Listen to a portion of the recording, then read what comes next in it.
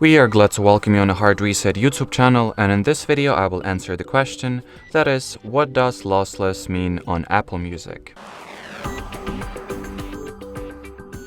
So the name of this option is pretty self-explanatory, but let's go into settings, audio quality, and here you have this option in question, that is lossless audio.